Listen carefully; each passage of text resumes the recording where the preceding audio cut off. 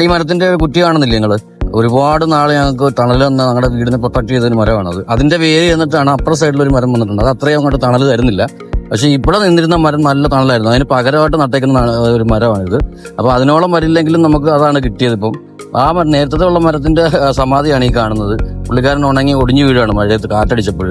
അപ്പൊ എന്തായാലും ആ മരം അവിടെ നിൽക്കുന്ന ഒരു ഷോ ഇപ്പൊ ഒന്നിനും കിട്ടുന്നില്ല. ആ മരം നിൽക്കുമ്പോൾ നല്ല രസമായിരുന്നു. എല്ലാവരും ചോദിക്കുമായിരുന്നു ഇവിടുന്ന് ഈ മരം എന്ത് മരമെന്നൊക്കെ. നമ്മൾ കുറച്ച് ദിവസങ്ങളായിട്ട് എലിയെ പിടിക്കാനുള്ള ട്രാപ്പുകൾ പലവിധം പരീക്ഷിച്ചു. ഒരുപാട് എലിയെ കിട്ടാൻ വേണ്ടിയാണ് അതൊക്കെ പരീക്ഷിച്ചത്. പിന്നെ എലിക്കൂട് തന്നെ വാങ്ങി വെക്കേണ്ടി വന്നു. എലിക്കൂട് വെച്ചപ്പോഴാണ് വീണു കേട്ടോ. ഇവനെ കൊണ്ട് ഭയങ്കര ശല്യമായിരുന്നു. ബാത്റൂമിൽ ഇരിക്കുന്ന സോപ്പ് വരെ കറണ്ട് നിന്നുമായിരുന്നു ഇവന്. എന്തായാലും അവനെ പിടികൂടിയിട്ടുണ്ട്. അപ്പൊ നേരെ നമ്മൾ 3 ദിവസത്തെ തടവറയ്ക്ക് ശേഷമാണ് ഈ കൊണ്ടുപോകുന്നത്. അതിനകത്ത് പട്ടണി കിട്ടത്തൊന്നുമില്ല. തേങ്ങായും ബിസ്ക്കറ്റും ഒക്കെ ഇട്ട് കൊടുക്കുമായിരുന്നു. 3 ദിവസം എന്തായാലും തടവറയിൽ ഇട്ടതിന് ശേഷം അവന്റെ അമ്മയും ഒരു വക്കീലും കൊണ്ട് വന്നവന് ജാമ്യം എടുത്തിട്ടുണ്ട്. 3 ദിവസത്തെ റിമാൻഡിന് ശേഷം അളിനെ ഇന്ന് റിലീസ് ചെയ്യാണ്.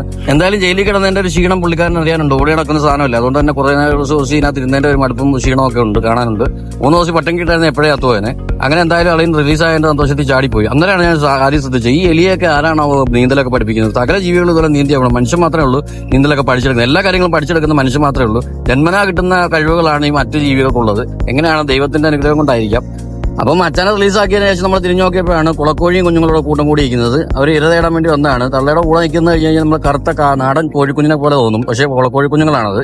അപ്പൊ ഇന്നത്തെ വിശേഷം ഇതൊക്കെയാണ്. അടുത്ത വീഡിയോയിൽ കാണുമ്പോഴേക്കും ബൈ.